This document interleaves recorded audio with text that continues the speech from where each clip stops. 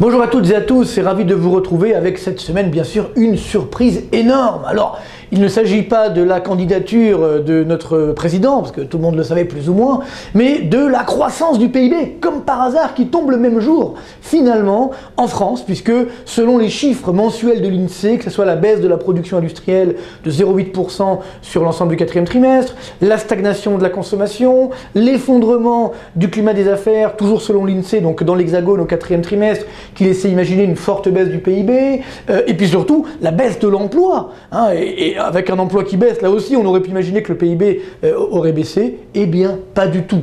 Non seulement le PIB français ne baisse pas, et c'est encore mieux que ça, il augmente de 0,2%.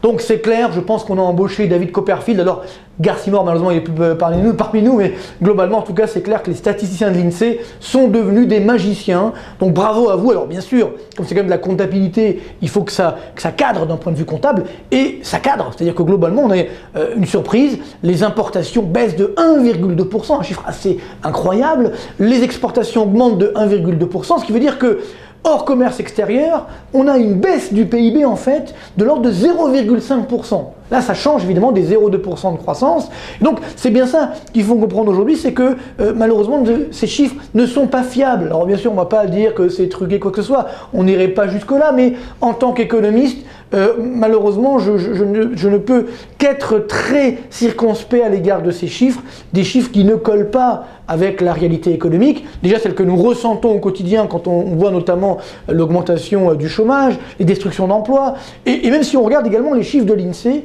mensuels, comme je l'évoquais tout à l'heure. Donc c'est ça qui ne colle pas, et donc certainement que ces chiffres seront révisés à la baisse bien sûr, mais certainement après le mois de juin, hein, vous voyez ce que je veux dire.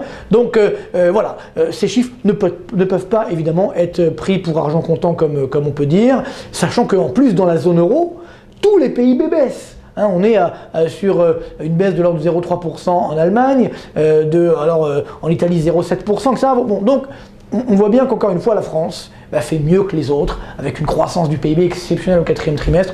Alors on aimerait y croire bien entendu, mais on voit bien que dans l'explication technique, statistique de ces chiffres, il y a quand même un petit problème. Donc tant pis, c'est pas grave, on va faire avec, mais il faut savoir que nous allons entrer dans une phase maintenant de très grande manipulation, donc faites attention, n'oubliez pas une chose simple, sur les informations que vous allez entendre, généralement il y aura à peu près 20% de vrai et 80% on va dire de maquillage ou autre, donc soyez très prudents.